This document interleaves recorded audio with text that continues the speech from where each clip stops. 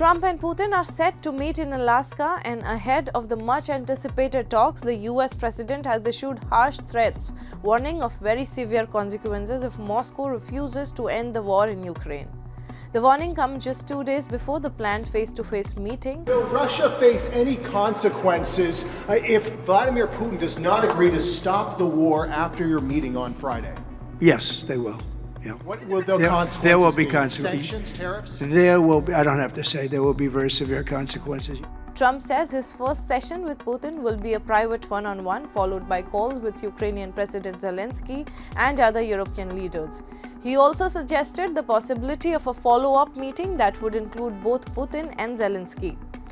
There's a very good chance that we're going to have a second meeting, which will be more productive than the first, because the first is I'm going to find out where we are and what we're doing. Trump later added that the second meeting will only happen if the first one produces the right outcome. If not, there will be no follow-up meeting. If the first one goes okay, we'll have a quick second one. I would like to do it almost immediately, and we'll have a quick second meeting between President Putin and President Zelensky and myself if they'd like to have me there.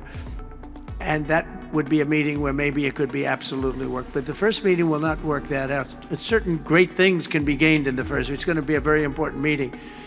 But it's setting the table for the second meeting. I think the second meeting, if the second meeting takes place, now there may be no second meeting, because if I feel that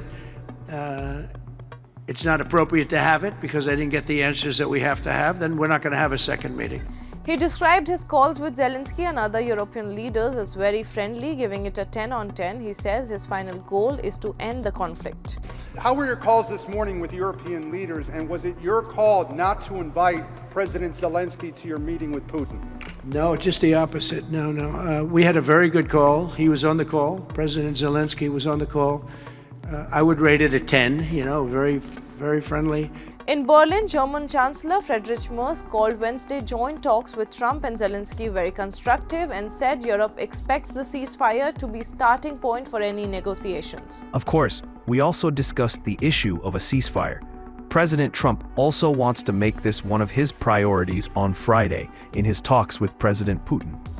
And I very much hope that an agreement will be reached. Merz also warned that past talks with Moscow have often been followed by increased fighting. He said Europe and United States collectively should raise the pressure on Russia if Alaska meeting does not deliver progress. If there is no movement on the Russian side in Alaska, then the United States and we, Europeans, should and must increase the pressure. President Trump is aware of these positions. He largely shares them, and that is why I can say that we had a really constructive and positive conversation with each other. We wished President Trump all the best. The German leader said Ukraine is willing to negotiate on territorial issues, but only from the current contact line. He ruled out any legal recognition of Russian-held areas, stressing that borders must not be changed by force. Ukraine is ready to negotiate on territorial issues. However, the so-called contact line must be the starting point, and legal recognition of Russian occupation is not up for debate. The principle that borders must not be changed by force must continue to apply. With Washington and Brussels publicly united on the need for a ceasefire, attention now turns to Alaska. It will be Trump's first meeting with Putin since returning to the White House and a key test for hopes of a breakthrough.